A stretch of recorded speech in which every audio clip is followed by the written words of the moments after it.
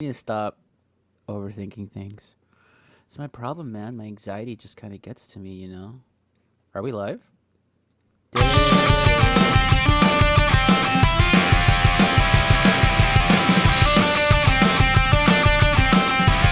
Hey, everybody. Welcome to a shockingly shell-shocked new episode of Speak Freely. Oh, crap. I pulled it out, dude. Every time. There's some days I'm good, some days I'm bad. Today's going to be a good day because that naturally came out. I jazzed it, bro. I am, of course, as always, Mr. Freely, along with Mr. Speak. Kuno, my friend, how are you? I'm doing very well. Awesome. It's a bit of an odd show. We're recording this uh, much earlier in the day than we usually do, hours ahead of time, right? Yeah. Uh, Typically, we do this in the evening where it's like 7 p.m. my time, 9 p.m. your time. So we've had like a whole day of just stuff going on when we sit down and we just hang out. Yeah. Today's different. Today is, it's 12 o'clock here, which is 2 o'clock your time. And you woke up Hmm. like 10 minutes ago. Yeah, And because I live that life. Literally that woke up musician like, life. literally fell asleep in my clothes so I can wake up and just go, you know? Yes. Had this coffee ready too. That's why there's no ice in it because it's been melting all night. So, but yeah, No, I, we're recording a little bit earlier than usual. We just got a busy day, particularly you. Usually in the evenings, you're usually free, but also, mhm. you got a life and you got stuff you want to do, and I totally respect that. So you asked me if I can move it earlier, and I was like, yeah, I have no life, so you're good. So today we are gonna be doing something fun for the 30th anniversary. I can't believe it's 30 years, bro. Of the Teenage Mutant Ninja Turtles Part Two. What is it called? What's the subtitle again for this The film? secret of Ooze. The I don't know. Ooze. Secret of the Ooze. That is right. But before we get into that, we are bringing back the segment that I like to call News of the Week that matters to us. Oh, And I'll go first because I don't know if the audience can tell, but there's a lot of junk behind me. There's like that thing and those things and that thing and then that thing. I have that concert, that live stream show of the debut of the band that I play in, the Fates Day, on Saturday, and we had a rehearsal Sunday, like a full dress rehearsal where we, checked sound, set up, see how the video feed's gonna work and everything. I'm very excited for it. But part of the caveat was the band was like, Dave, we're not doing this again on Saturday. We're leaving all our shit in your room. And I said, okay. So all their shit is literally here in my room. nice. So Now hence it belongs hence to you. now it's mine. I peed on it. I marked my territory. It officially belongs to me. So that's what I have going on. Other than that, it's really been a week of just like getting ready for like the move. Number one, like trying to get my affairs in order, so figuring out what I need to do. Getting ready for these like live events that I'm putting myself through. Slightly regretting it because I'm really stressed out. Oh I've, I've legit had moments of like, why am I doing this? No one's gonna show up. Like, no one gives a shit, and I'm just like, But at the same time, I tell myself like, but it's gonna be fun. Like, you're gonna goof off with friends, play music. It should be a blast, whether people show up or not. Um, so yeah, that's where my head's been at this week. So that's weird, and I haven't watched or done anything really. Like, I, I, I, I've been watching baseball games here and there, but I haven't really been paying attention to them that much. Like sitting down and watching it type of thing. You know what I mean? hmm Um, haven't watched any movies. Haven't seen any shows. I still have yet to see Loki, and that's been out for like 48 hours now, almost. At least a whole day. So I'm just like, fuck, this will be fun. I kind of need this just to like relax, you know. Well, Yeah. that's my week. It's not to be like woe is me. It's just where my mind naturally goes to when I'm doing projects like this, where I'm just like, you question everything, you stress out doing it, and then you finally do the thing, and it's like, well, it was. I'm hoping it'll be better than what I expect, but we'll see how Saturday night goes. Brian, what is Yes. some news that you'd like to share to the free speakers? Um, there is an artist by the name of, I believe it's Annabelle Graham.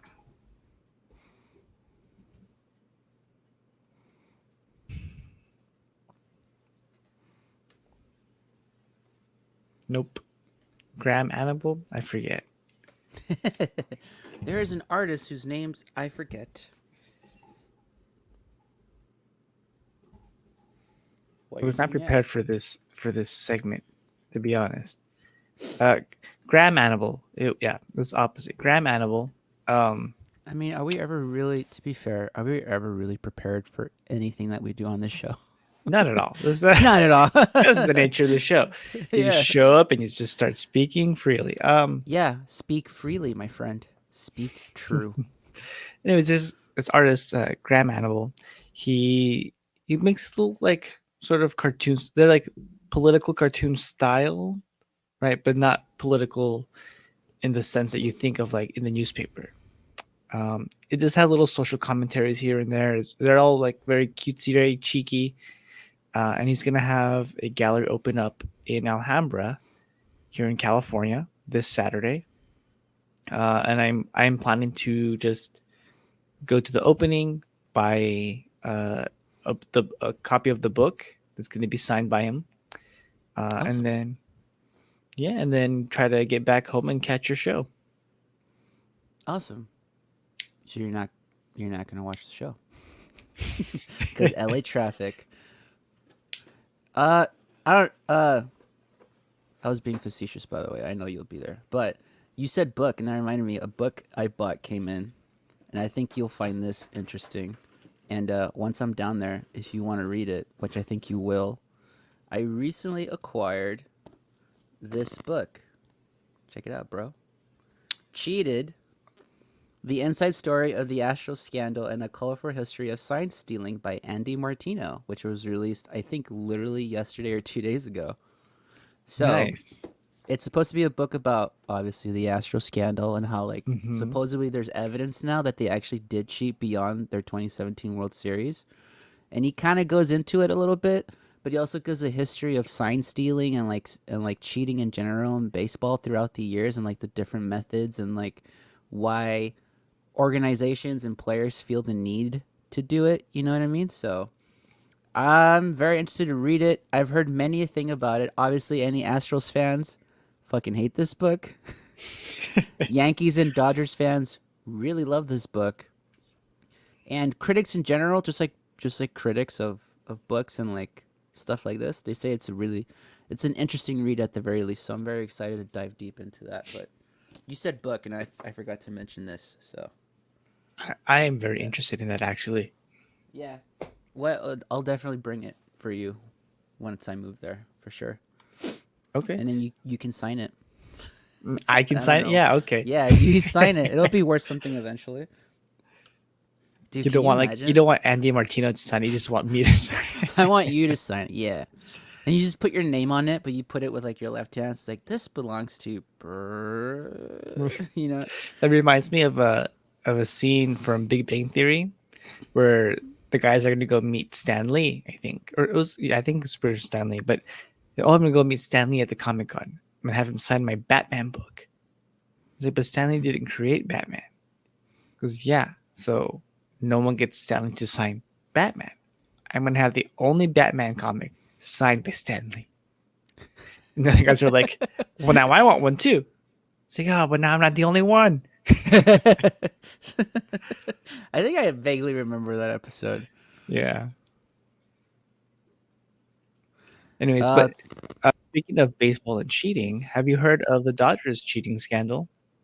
no, please for love of God share cuz I mean, it's not anything big, um, but the whole thing about like grip on the baseball, like foreign substances, it's kind of a thing right now, right? Like the one of the oh players yeah, has well, called out Garrett Cole from the Yankees, one of the bigger culprits that are like known but not officially known is Trevor Bauer, who pitches for the mhm. Dodgers. Mhm. I When have he heard of was this actually, yeah. yeah, when Trevor Bauer was with the Reds, all the Reds pitchers all of a sudden their the rotation of the ball like increased tenfold. And now that Trevor Bauer's with the Dodgers, all of a sudden, all the Dodgers pitchers have an increased spin rate. And so, like, what's going on here? All this stuff, right? So that is also on top of this other cheating scandal where there's some sort of like unofficial evidence of how the Dodgers were also cheating, not in the way that the Astros were cheating, where it's like banging on trash cans, but in ways where like yeah, they're also sign stealing and then like trying to like signal from the dugout to the batters and things like that. And I really want all this to be true. It probably look if we're being honest and look, speak freely's, um, if you've been watching the show or if you know anything about me and Brian, you know we have a clear bias towards Dodgers and particularly Dodger fans, because I won't generalize, but most of Dodgers fans are trashy human beings. Just like the organization and And the players and and the players the coaches, yeah. I always find it The popcorn guy funny. particularly is kind of a dick. Yeah, for sure, dude.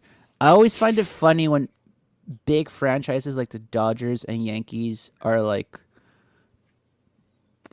shitting on like the Astros or the Boston Red Sox about cheating, and it's like it's clearly like the kettle calling like the pot black. You know what I mean?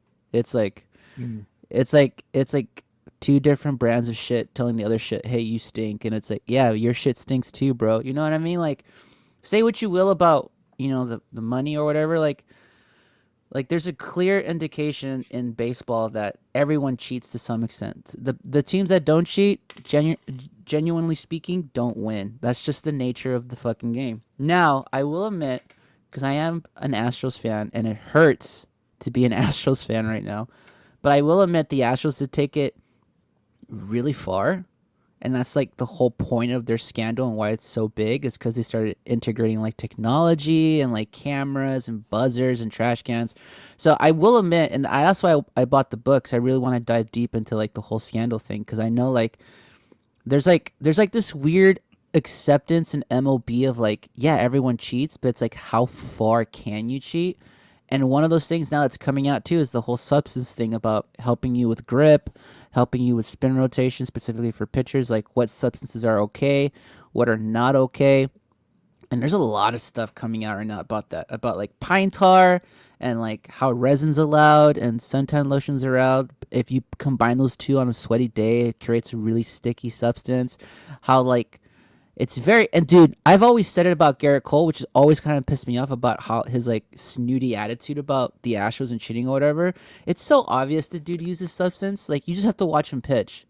It's so clear where he gets his shit from. Like it's so obvious. It's Like it's he's like not it's even like sneaky about it. he's not sneaky about it, dude. Like I've watched him pitch. And he's like he'll have some on his cap, or if you look closely in the inside of his glove, sometimes he'll have it somewhere on like on his person. You know what I mean? It's so like I think the only pitcher that doesn't, if he does use substance, it's fucking hard to find his tick.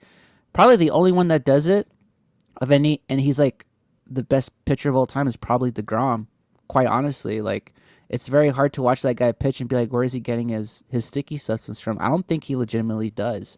That being said, if he did, I wouldn't be surprised because you got Garrett Cole's using it, Trevor Bauer's using it, fucking almost any pitcher with like a substantial like win ratio or whatever, you know what I mean? Like almost all of them are Mhm. fucking using it. It's so it's this weird thing of like it's okay but it's not okay. And I think what people have a problem with is MLB just plainly saying, well, this is what's okay, this is what's not okay. You know what I mean? Like I don't know. What's your thought on it? Because I do want to dive into this before we get into our heroes in a half shell. Do you think baseball should allow substances? If so, which ones? Or do you think MLB just be like, no substances? That's it. None. You deal with the ball the way it is. I think it needs to be no substances. Mm. I think it's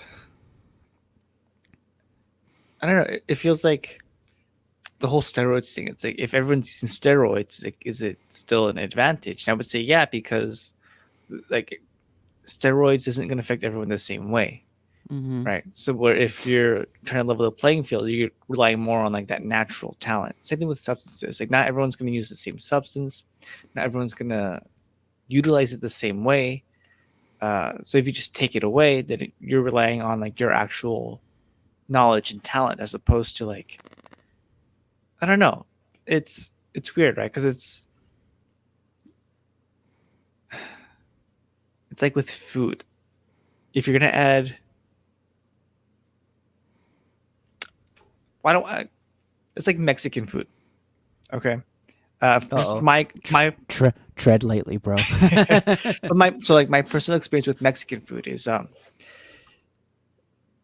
all the meats and stuff, all the food that I've had in my experience, Mm-hmm.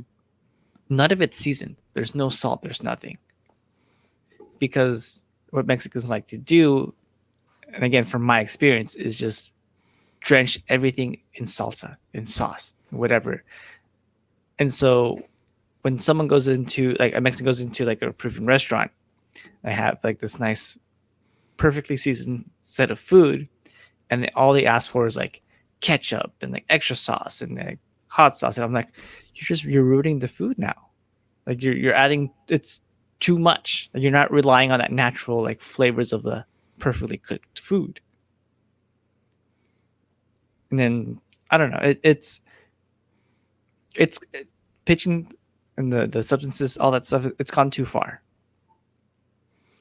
I This is where I would disagree with you and the fact that Mexican food's delicious and how dare you. No, no, I would say because if you listen to pitchers on like baseball podcasts stuff like that, like the complaint is like the ball has changed so much to the point where like the ball is it has no grip. Like the ball literally has no grip, and God help you if you have like if you're in a hot environment, a dry environment, like say playing like in Arizona for example, or even like in California, like the ball is hard to grip and therefore it's hard to like maneuver your pitches. I would say there's always been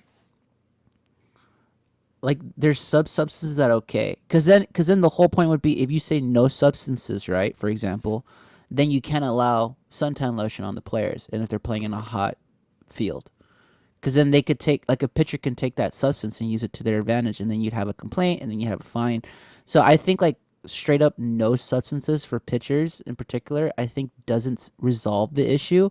I Mhm. think MLB needs to come out with like a clear cut list of like only these substances are allowed on the mound, like suntan lotion, resin, and then if you're gonna allow anything else, have a definitive like this is how much you can have on your person. Like it gets universally known that like Mhm. baseball loves pine tar. For whatever reason, it uses pine tar a lot on the baseball bats. You clearly see it. If you really look closely at most pitchers, they clearly use it.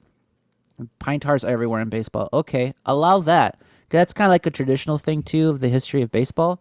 But like have a quantifiable like it cannot go above weighing blah blah blah blah blah or you can't have more than blah blah blah in this area. You know what I mean?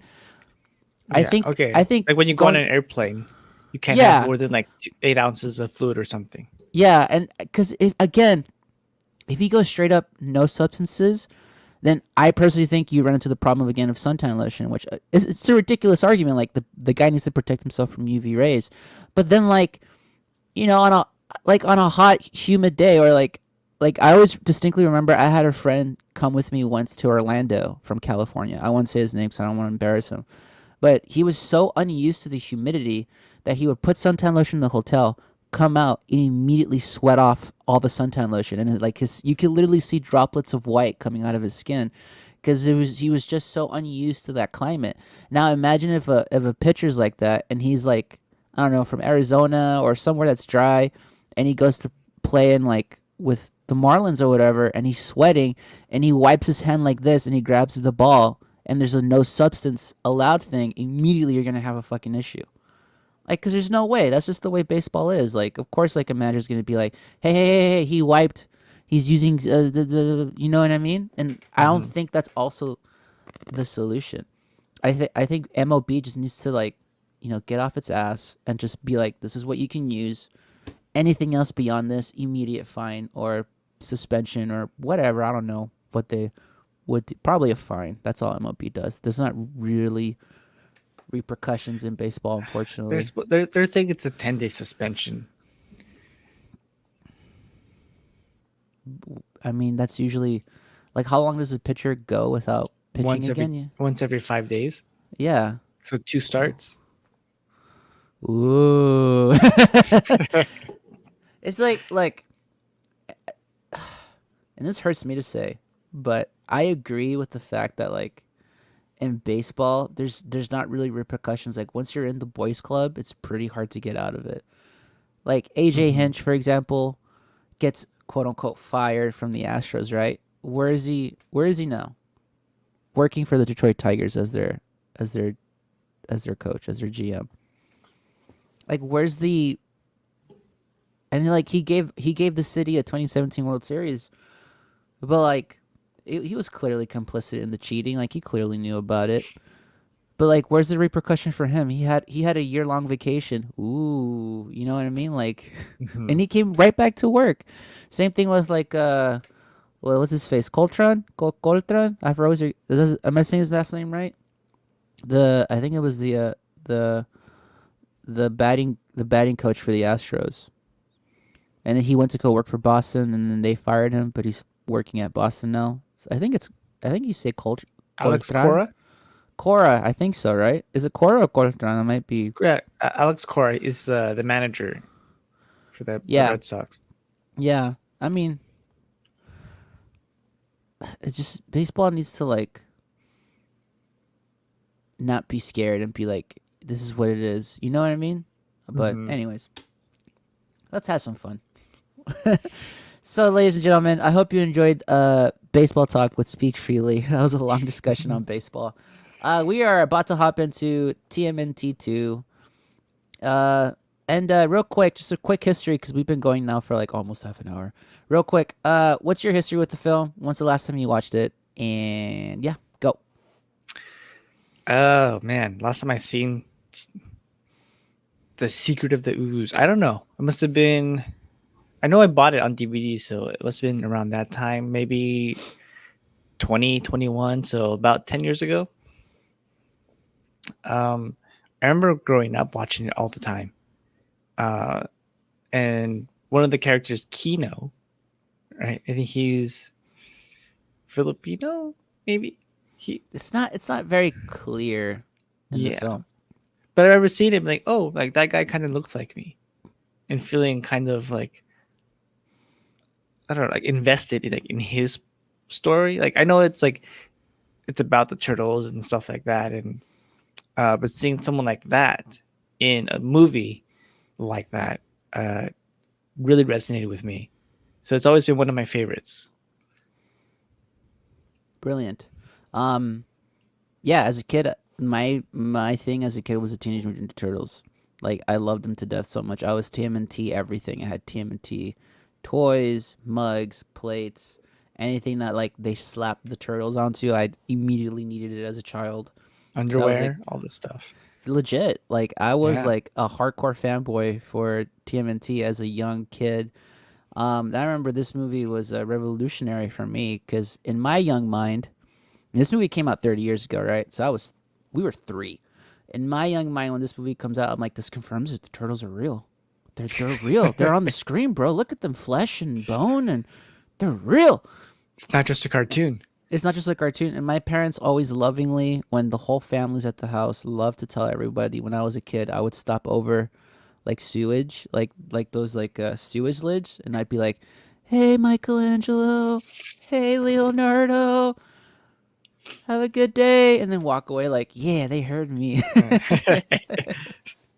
So I was hardcore Ninja Turtles, and I remember like I remember vague memories of the first one, but I remember like when 2 came out, that one was like my Mhm. favorite as a kid. Like I wore it out. I wore that VHS out because I would watch it all the freaking time. So, um, yeah, a real quick history behind the film too. We were discussing about it online. I think we discussed it when we talked about the first one too. Immediately when they finished the first one, they went into production for this one. Like not even a few, like 9 months after the first one released, something crazy like that. Like this film was Mhm. immediately put into production and released almost what they say like 2 years to the date of the first one came out, something like that. Because the I first one think comes no, or a year, the year, because exactly a year. the first one comes out in like 90, which Hmm. is crazy to think about if you really think about it. Like yeah, in 1990, literally like a year to the date, they come out with this one. Like that's unheard of. They really rushed this into production, and as an adult, you kind of see it. As a kid, you don't fucking care because you're like, it's more turtles. But as an adult, you're like, ooh, that choice and that choice and ooh. So it's very interesting how that works. Still very successful. How much did the movie make, Brian, in box office? I think it was like 78 million, And how much was the production for the film? 25. Yeah, it's a small pocket change. So they made back Yeah. like 3 times what they invested. If you add in marketing, marketing's maybe another 10, 15, 20 mil. So at the very least, they like doubled their expenditure. You know what I'm saying? So they got back in revenue almost the same amount they put in. So that's kind of interesting to think about how the power of the turtles during this time. Um, Other things that I heard about the film, just real quick. Obviously, there's a huge tonal shift in the second one compared to the first one. The second one's way more lighthearted. There's a lot more jokes, and more importantly, some of the turtles don't really get to use their weapons because in the first one, a lot of parents were like, "Ooh, that's kind of violent. I don't want my child watching that." Specifically, if you watch this film, you kind of realize Leonardo never really uses his katanas. Neither does Raphael. If they use it, it's always in some kind of weird, whimsical way that doesn't involve them actually using it for defense or attack, which is kind of interesting to think about when you watch the film. Yeah, Huh. you're gonna like like for example, we're not watching it yet, right? But I vividly remember in the first scene, Leonardo takes out his katanas. He's like, "Now you see them, now you don't," and he throws them on the roof. They stick to the roof, and he uses it to kind of like catapult himself. And that's literally like the extent of how he uses those katanas pretty much throughout the whole film. Like literally telling the parents, like, "Yeah, you're not gonna see this throughout the film." Because the parents complained for the first one that it was kind of violent that he was using Mhm. those. So yes, and then finally, infamous Tokar and Razor. And the real reason why these two characters were created was because of merchandising. Up until this point, Kevin, Kevin Eastman and Mhm. who's the and Peter Laird Yes. still had rights to the turtles. So any turtle merchandise didn't belong to the studio. It would go towards those cats because they still had the rights to the toys and what have you. So the studio demanded, hey, create new characters so that we can make merchandise and sell the merchandise and make more money off of merchandise. Hence Tokar and Razor and not Bebop and Rocksteady, which I also remember as a kid being like, that's weird. Where's Yeah. Bebop and Rocksteady? And that explains it because the studio was like, Mm. we want more money, which is usually the answer to a lot of movies. All the decisions. Yeah. So, anything else you want to add real quick before we jump into it? No, I'm eager to watch now because I don't remember any of these things Oh, you're telling me. I'm about to blow your mind by how much I'm going to quote the film while we're watching it. All right, ladies and gentlemen, we're about to go watch the film. So, if you've already watched it prior to starting this podcast, just keep going. If not, pause right here, and we'll see you after the film.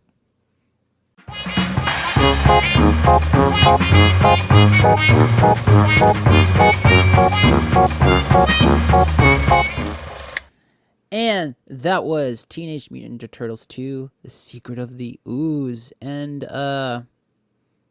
yeah, I still like it a lot. It's I do too. it's very silly. It's insanely. This one definitely feels more like a live action Ninja Turtles movie for kids compared to the first one. Hmm. Like the first one felt like it was borderline PG-13. You know what I mean? But they still have somehow kept it under PG.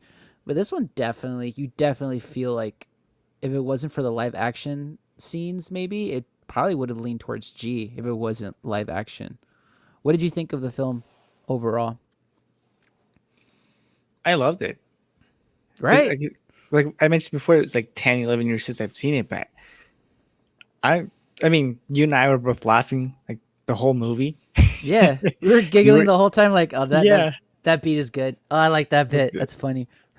But that's clever. That's clever. I get it. Yeah, it's just. I mean, like, look, when the movie came out, obviously the critics fucking shat on it so hard. Especially like Roger Ebert, like notoriously hates the Ninja Turtles films. But But he liked the first one, right? I don't think he liked any of them. He was kind of like, eh. Mm. I think he liked the first one the most. That being said, he didn't really like any of them. Okay. But it's like man, it's very clearly made to be like it's a Saturday morning cartoon, but a movie. You know what I mean? Hmm. This and you know what I find interesting is like despite the fact this movie was rushed into production, it doesn't feel rushed. Does that make sense? The movie has a good pace. The script for the most part makes sense. Like, yeah, of course it's a little ludicrous with the whole ooze and whatever, the MacGuffin of the ooze, but like it's a fun romp. I didn't really feel Yeah. the time. The movie breezes very well. The jokes hit when they have to hit. The action sequences, although I do feel like the first movie has slightly better action beats. Like they're fine. Like they're fun. They're okay. Yeah. Yeah, they're okay. They're nothing to like boast about, but they're pretty fun. Um, The no weapons thing definitely stood out to me as soon as you mentioned it. yeah, Yeah. yeah. Like I mentioned, like Leonardo never uses his katanas. This, Raphael never uses his you never sais. see the size. Michelangelo doesn't use his nunchucks. Like Donatello uses a staff because it's a staff, and then like the guys, when they do have weapons in their hands, it's usually like staffs or sticks or something similar to Hmm. that extent. It's never like their actual weapons. They're holstered the whole time, which I always thought. Like as a kid, you don't really notice it, to be honest. But as an adult, you're kind of like, huh? They never really use their weapons. Like the one scene where that clearly doesn't work is the junkyard scene where they're trapped in the net. And they can just cut themselves out. Yeah, the whole time it's like, Leonardo, use your katana to cut yourself out. He's like, what are we gonna do? And like you can write it off in the script like, well, they knew Splinter was gonna save him because they say like, that's right, we carry insurance. Like, Hmm. but at the same time, it's kind of like, yeah, but you could have done it. Like, Right. it was just right here, a little whoop, and you're done. You know what I mean? But I mean, other than that, the movie makes good situations where it never feels like they need to do that. You know what I mean? Like they need to use those weapons. Compare like in the first film, Hmm. whereas like they kind of sometimes have to use them. Like it makes sense in this one, other than the whole them being trapped in a net of rope, which they could easily cut. It never feels like they have to use it to get the job done. No, everything's all like hand to hand combat for the most part, For the most and it part, works.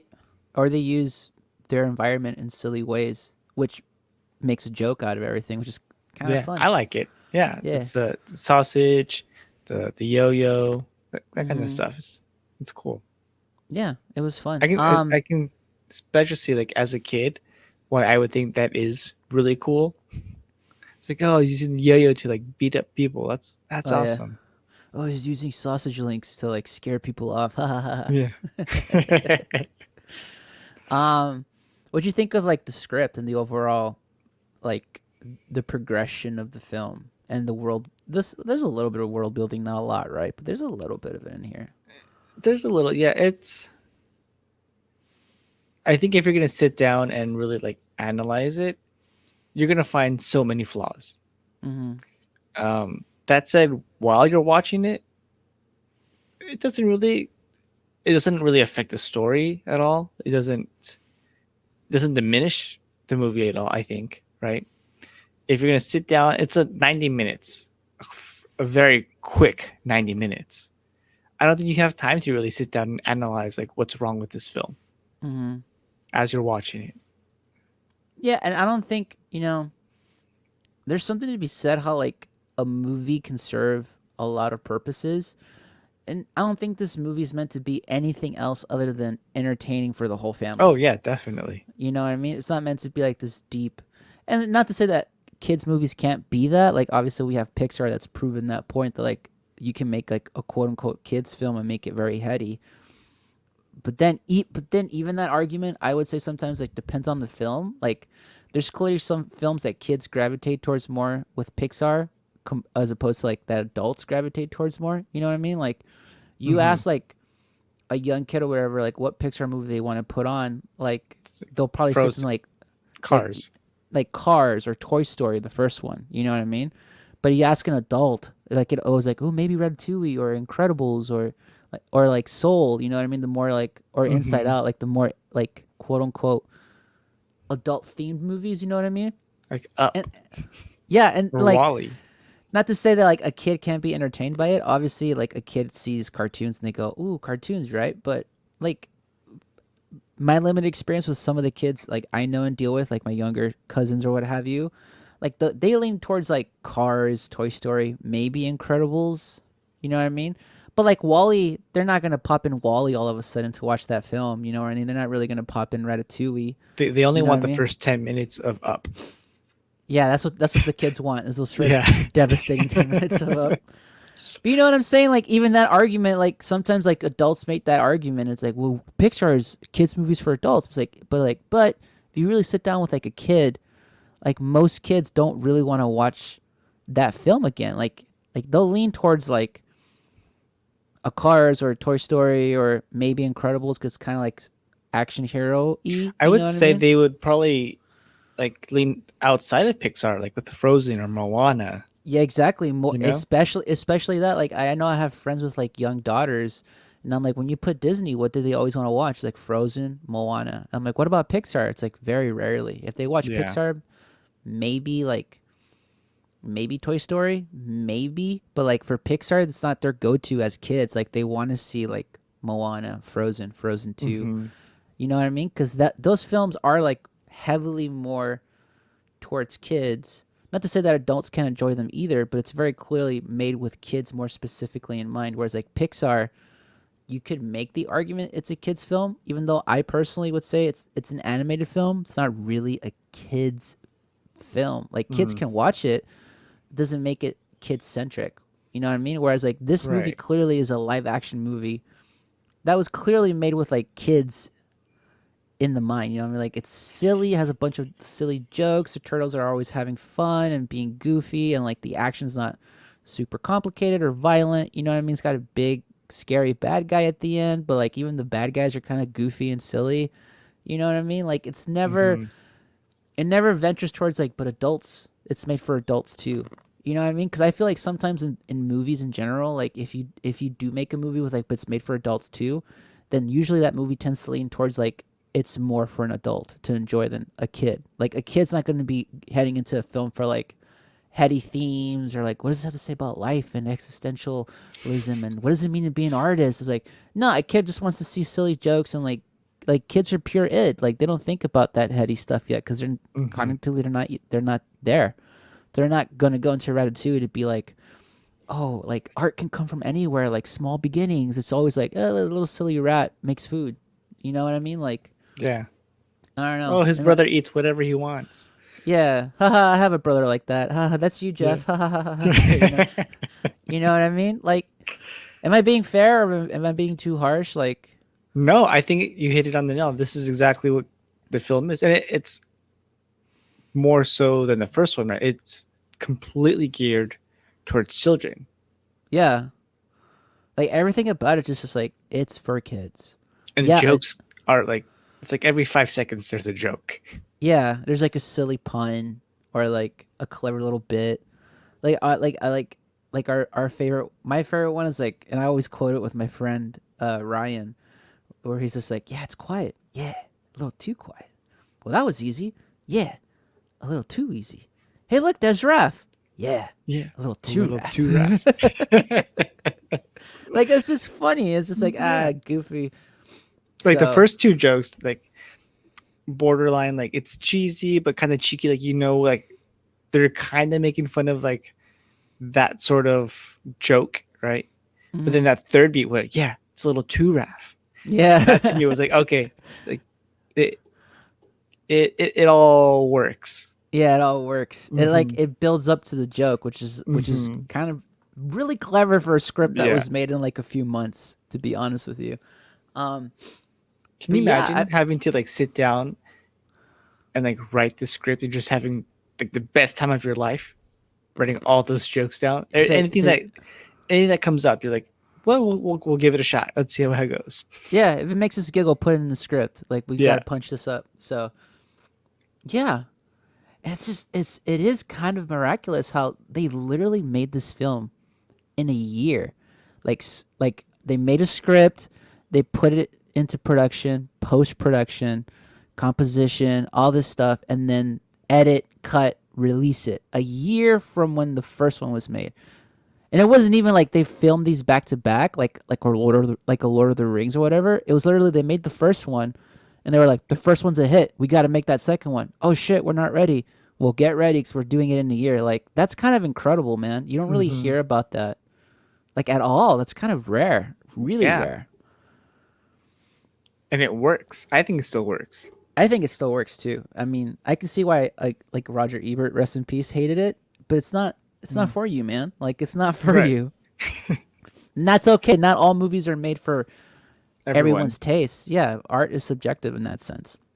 I think for what this movie is aiming for, which is like we're just making a silly, more cartoony version of the Turtles, but live action for kids. I think it succeeds in more ways than other live action movies aimed towards kids too.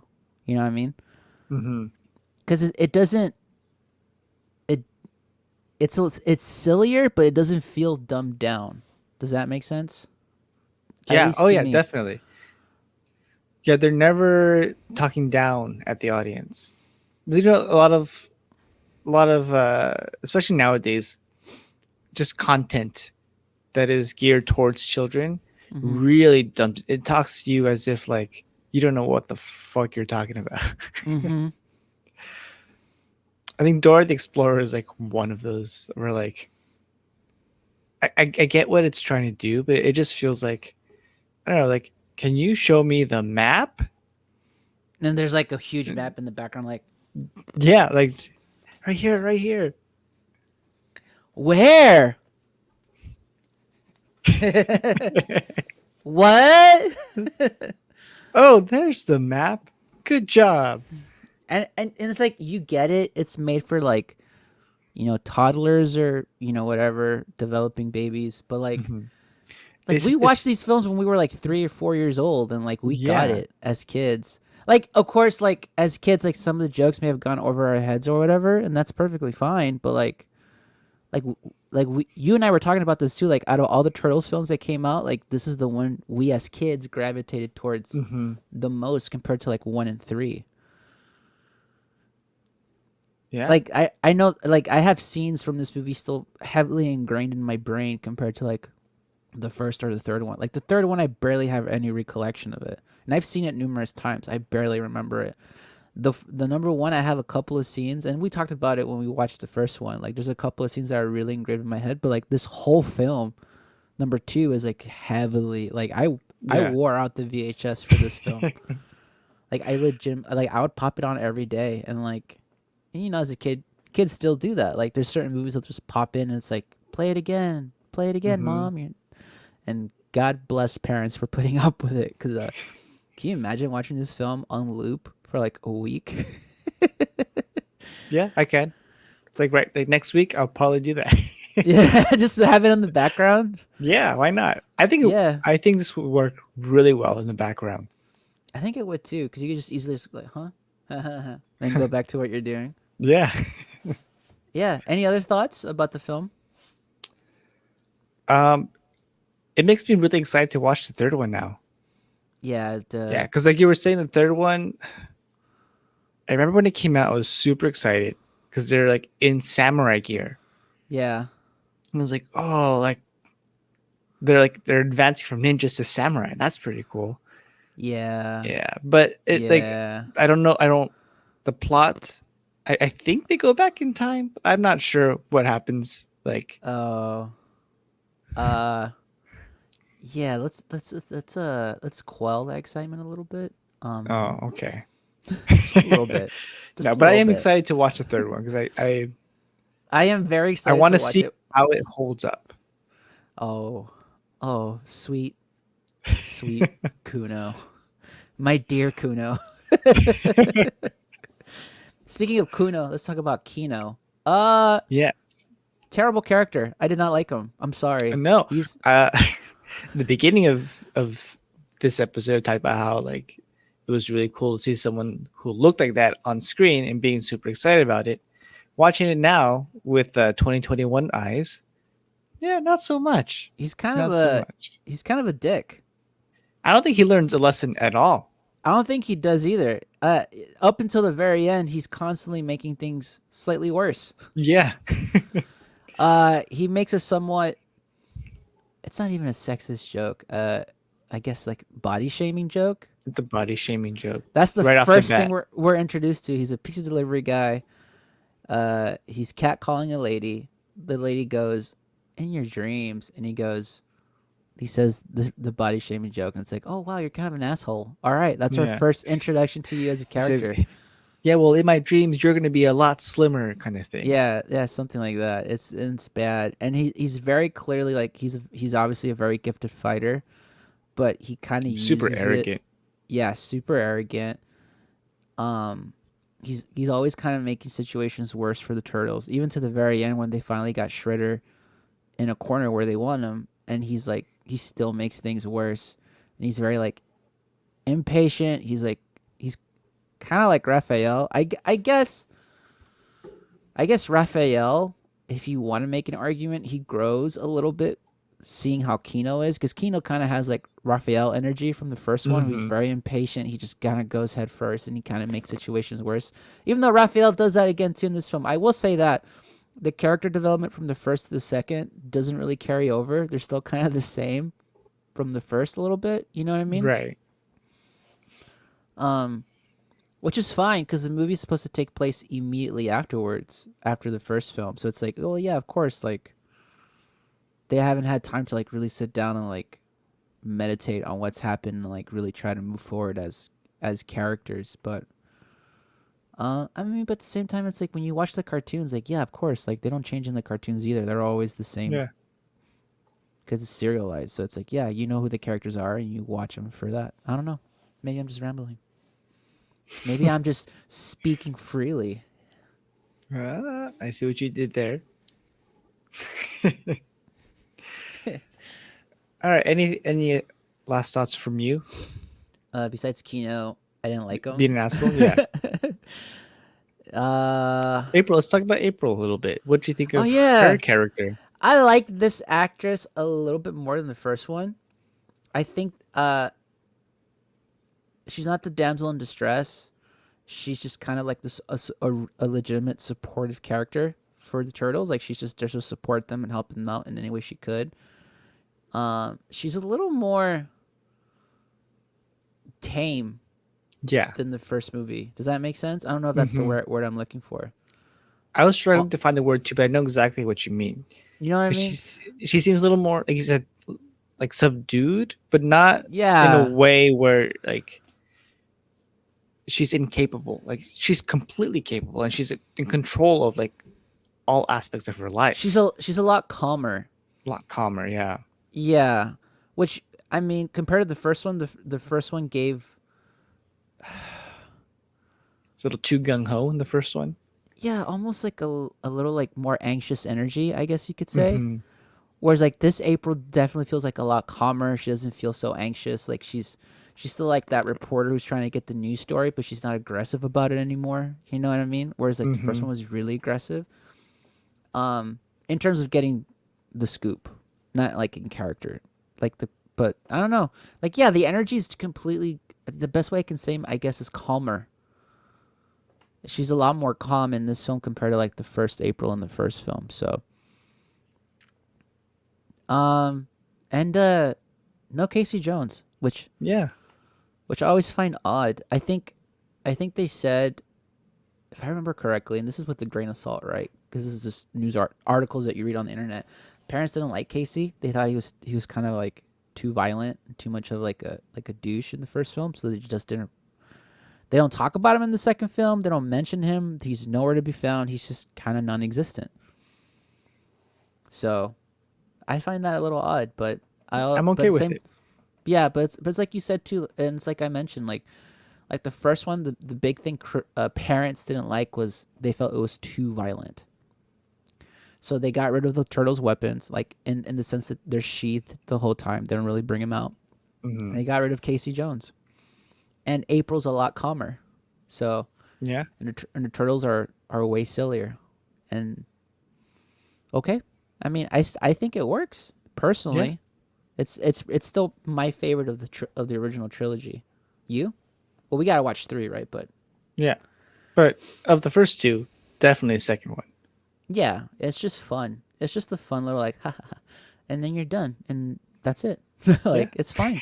All right. And then finally, Kevin Nash, bro. He was Super Shredder. Yeah. Is that his first movie role that you know of? That I know of, yeah. I think that he's credited. I Right. think we might have to double check that, but yeah, I think so. I think the only thing that's weird about Super Shredder, I love the design of Super Shredder. Obviously, there's the argument like he doesn't do anything; he just kind of like tears apart the Thrashes pier about. Hmm. and kills himself. It's like, well, yeah, and design's really cool. The one thing that did not make sense, I was like, so like, does the ooze also magically mutate the clothing on you, and the metal helmet, and the spikes, and the boots, and the mask that you're wearing? And you were like, yeah, anything that touches your skin. I was like, oh, That's okay, the rule. that's Yeah, how the that's the ooze rule. works. All right, Yeah. gotcha. I It's think like that's the one. the turtles, when they're little baby turtles, they have little tiny bandanas. So when the ooze hits them, it all grows All at the same time. Yeah, of all at the same course. time. Yeah, Yeah. I get it. All right, fine. That works. yeah. Anything else? I'll let you have the last word. Anything else about the uh, film? and I mentioned this like while we were watching, but that Ninja Rap song, that was my ringtone for a long, long time. Just the Go Ninja Go part, but Go those were ninja, go good ninja, times. go. Yeah, yes. More innocent times when we didn't know what good music was. Yes. No, no. I mean, I was still listening to like some 41. It's just I thought it was fun having that as To my ringtone. have the turtle rap as your ringtone. Yeah, Yeah. it's like me having the Metal Gear codec sign for like my text. I had that for a long time as like Mm, my text message. If you ever know anyone who's ever played Metal Gear, when anytime anybody calls you, it's like I had that as my text message ringtone. So nice. just nostalgia. It's nostalgia. Yeah. Nostalgia. Well, that'll be it for this week's episode of Speak Freely. Tell us, what did you guys think? Did you watch the movie? If so, what do you think? How do you feel about it now that you've watched it? When's the last time you saw it? Do you think it's funny? Do you think it's dumb? Do you think we're dumb? Leave it in the comment sections down below. Brian, where can the people find you? At Kuno underscore stars. I don't know why I stuttered for a second. I was like, it would not come out. Because you were You like, can find I don't want them to find me. you can find me on Instagram at Kuno underscore stars. Now, Yes. David, where can the good people find you? Or you can find me on Instagram, Twitter, twitch.tv/DavidBMusic21. That's David B Music, the number 21 on Twitter, Instagram, and twitch.tv. And also, this is the episode before this is going to happen. 10,000 miles away 未来のことわからない Thought I need a change The Pacific waves can carry me away 新しいところへ I fell in love with a girl But she left me so blue That's right. This Saturday, the debut of the Fates Day at 7 p.m. Eastern, 5 p.m. Pacific, 8 p.m. Eastern, 6 p.m. Mountain Time. I'll throw that in there, even though no one acknowledges that that's a thing. It should be a lot of fun. We've been working on this set for a long time. We've been working really hard. Hence, again, this room would be transformed into not my bedroom. That bed will not be here when we play, but I'm looking forward to it. Should be a lot of fun. I hope to see a lot of people there, and yeah, I hope you guys come along for the ride. Should be a goofy good time. That's all I want to plug. That's it. I'll plug So, everything sure. else afterwards. One more time for the people. Where can they watch you? I know it was on the video, but just to verbalize it. Yeah, www.twitch.tv/DavidBMusic21. And I'll also be doing some more live stream concerts. I'll have a talented singer named Sierra Gant for like a pop country show that we're planning on doing. I'll also have a jazz quintet with me in July. We're looking at July 2nd to do that now. And maybe I'll have an artist friend of mine come on and we'll just goof off and do some looping stuff. Probably July 10th, maybe. Those are all tenants of the July dates, but for sure June 26th is the Sierra Gant pop country show, and that should be a lot of fun too. And we're working on that set right now.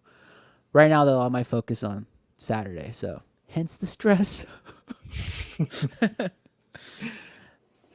But that's it, and you can find this podcast on Instagram and Twitter at Speak Freely Pod. If you haven't yet, please hit that subscribe button, turn on the notification bell, hit those thumbs up, leave comments, tell your friends about this, bring more people along. We love you all. Thank you for being here. That's it.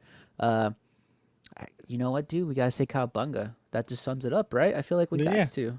We got it. All right. So we gotta do the blit and 5. After I count down from 5, we'll say Cowabunga. Ready? Wait, I'm confused. So we're Are gonna we do the gonna do clap thing, and At then the same time as we're saying Cowabunga, or Yeah. Yeah, so we're gonna go Cowabunga. So 5, 4, 3, 2, 1. Cowabunga. Cowabunga. Wow. That was Goodbye, everybody.